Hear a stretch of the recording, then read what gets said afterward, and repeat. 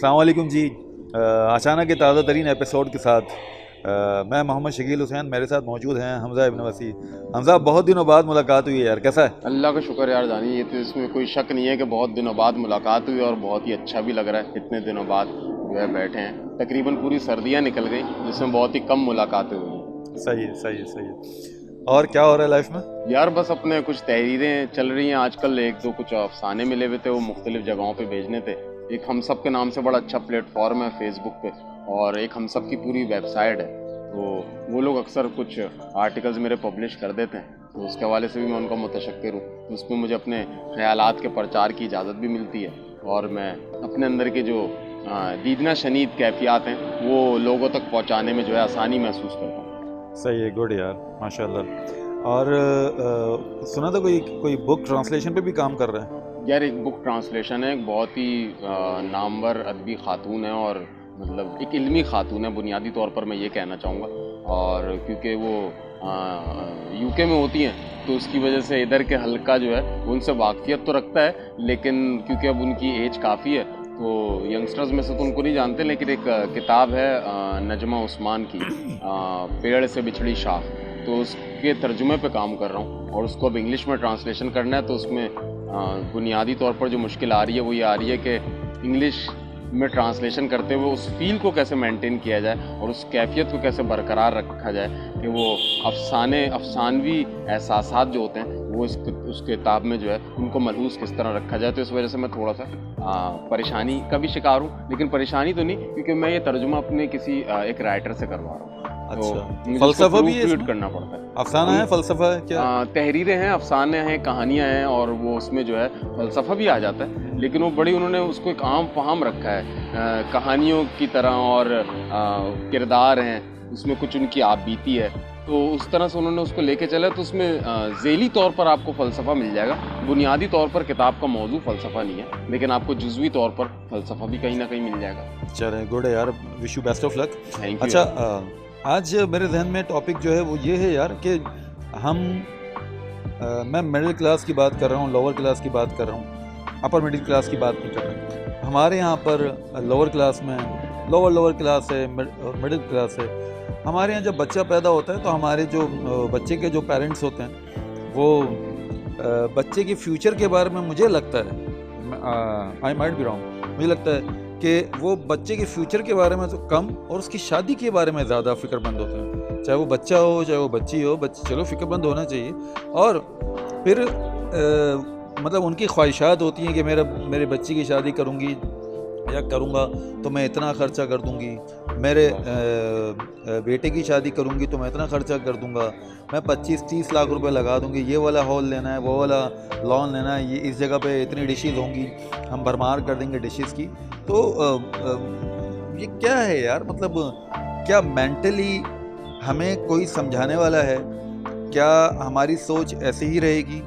और हम इतना ख़र्चा क्यों करते हैं हमारे बच्चों की शादी पर? मतलब बच्चों की शादी करनी है, लेकिन इतना ख़र्चा क्यों करते हैं? हम किसको कॉपी कर रहे हैं? हम क्या एलीट क्लास को कॉपी कर रहे हैं? हमें ये मिला कहाँ से? ये बात हमारे अंदर आई कहाँ से कि हमने हमारे बच्चों की शादी में इतना ख़र्चा करना है, इतनी डिशेज़ बनानी है, इतने पैसे लुटाने हैं?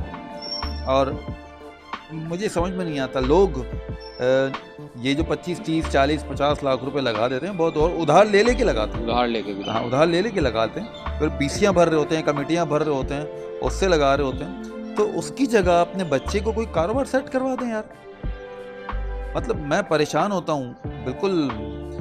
मैंने ऐसे भी लोग देखे हैं लिटरली यार, उनके पास घर नहीं है, उनकी अपनी कोई कारोबार नहीं है। कारोबार मतलब अपना कारोबार जो करते भी हैं तो वो रेंट की शॉप पे करते हैं। उन्होंने बच्चे की शादी पर 30 लाख रुपए लगा दिए, 25 लाख रुपए लगा दिए।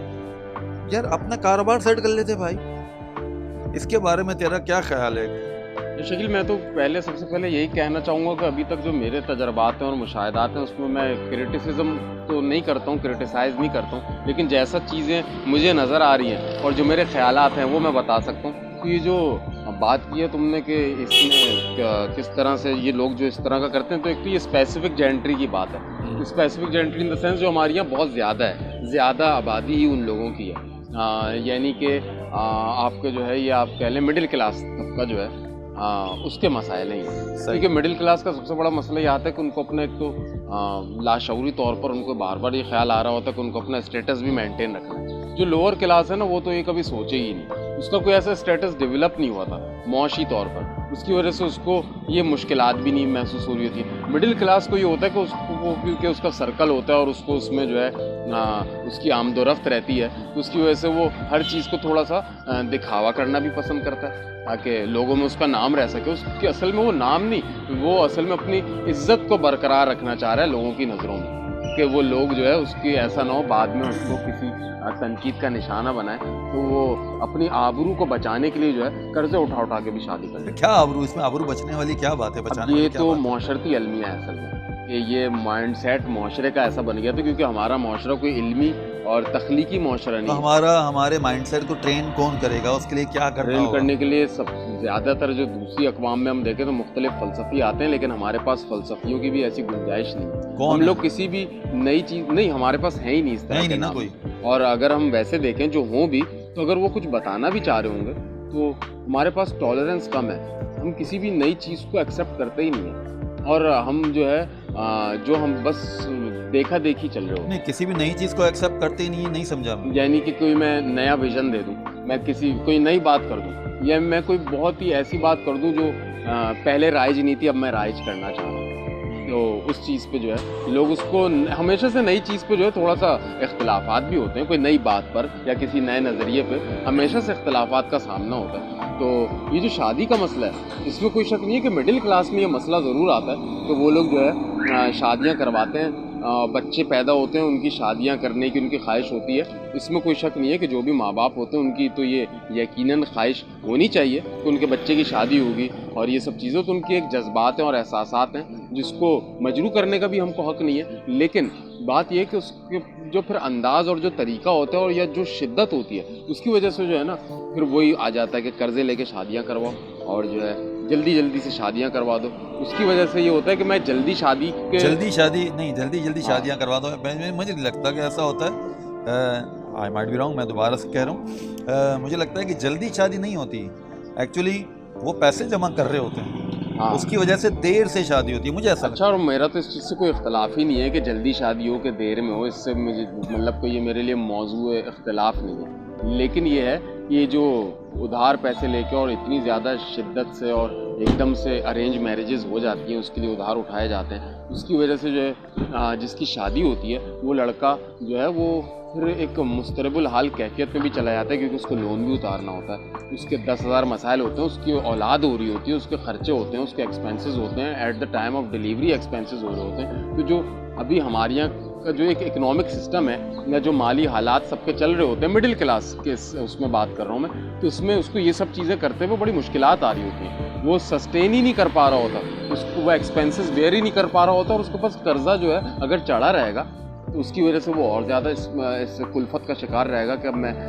करूँ तो क्या करूँ। यार मैं तुझे कट कर रहा हूँ यहाँ पर, तेरी बात को सेकंड करता हूँ कि शादी हो, जैसे डिलीवरी की बात की, तो हमारे यहाँ ये देखा जाता है कि जैसे ही शादी हुई है उसके फौरी तौर पे मतलब जो है ना 3-4 महीने भी नहीं गुजरते यार, हाँ, और लोग पूछने लग जाते हैं कि क्या हुआ, कुछ खुशखबरी है, हाँ कोई खुशखबरी है कि नहीं।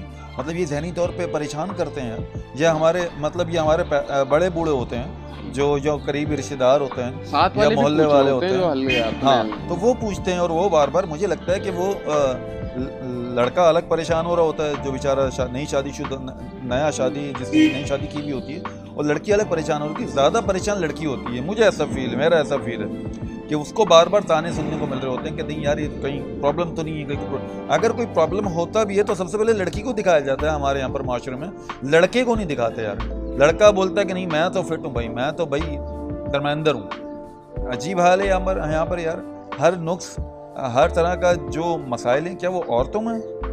मैं यहाँ पर ये नहीं कि मैं किसी औरत की फेवर करने बैठा हूँ, एक नॉर्मल बात कर रहा हूँ क्या बोलता है इस बारे में? यार जो लड़के के मसाइल हैं वो बिल्कुल मुख्तलिफ हैं, जो लड़की है उसके मसाइल बिल्कुल मुख्तलिफ हैं। अगर दो की शादी हो जाती है इस तरह से और फिर लड़का जो है किसी परेशानी में है या उसके ऊपर डेप्ट्स हैं और वो जो है वो कर्ज़ा नहीं उतार पा रहा है, और उसको फिर एक वक्त पे आके उसको जो है मतलब पीपल यूजुअली लैम्बास्ट ऑन हिम, तो ये लैम्बास्टिंग का एक सिलसिला भी होता है। लैम्बास्टिंग क्या होता है? मतलब तनकीद करते हैं और उसको धुतकारते हैं और कर्जा चढ़ा हुआ है, कर्जा उतारना, जबकि वो अपनी बुनियादी ज़रूरियात पहले तो ब्रेड एंड बटर पे तवज्जो देगा ना, वो करेगा। उनकी शादी करने के बाद जो जिम्मेदारियां आयद होती हैं वो बहुत ज़्यादा हो जाती हैं, और एक माँ बाप के साथ रहते हुए लड़के को और एक शादीशुदा लड़के में बड़ा ज़मीन और आसमान का फ़र्क हो जाता है। उसको खुद कुछ चीज़ों की जिम्मेदारी लेना पड़ती है, तो उसकी वजह से ये लड़का जो है इस वजह से नफ्सियाती एक इस्तराब से गुजरता है। लेकिन दूसरी तरफ ये अगर लड़की के देखा जाए तो लड़की का बुनियादी तौर पर मसला ये आ रहा होता है कि वो बाहर, अगर जो मिडिल क्लास में जॉब नहीं कर रही है तो उसको बाहर के इन अप्स एंड डाउन्स का पता ही नहीं होता कि बाहर क्या चल रहा है, जॉब में क्या मसाइल होते हैं, एक जॉब करते हुए शख्स के क्या मसाइल है, या एक जॉब नहीं करते हुए तो एक माशरे में घूमने वाले शख्स के क्या मसाइल है। मैं मिडिल क्लास के सेंस से बात कर रहा हूँ, क्योंकि मिडिल क्लास की ख़वातीन ज़्यादातर घर में रहती हैं, मर्द हजरात बाहर घूम रहे होते हैं। हाँ, तो उनको इस चीज़ का अंदाज़ा नहीं होता है। लेकिन इसकी वजह से जो सबसे ज़्यादा उनके लिए एक तकलीफदेह बात होती है ना, तो उनके घर में रहने की वजह से उनको पूरे ख़ानदान को फेस करना पड़ रहा होता है। मर्द हजरात जो है ना, मैंने देखा है, लड़के हो गए, आदमी हो गए, ये लोग ख़ानदान पे इतना फोकस नहीं कर रहे होते, कोई क्या सोच रहा है उनके बारे में, क्या कह रहा है, उनको इस चीज़ों से कंसर्न नहीं होता। लेकिन ये जो ख़वातीन होती हैं इनकी कन्वर्सेशंस हो रही होती हैं, खाला पप्पो मामू मानी सबसे हो रही होती है, उनको इन बातों के मुस्तकिल जवाब देना पड़ता है।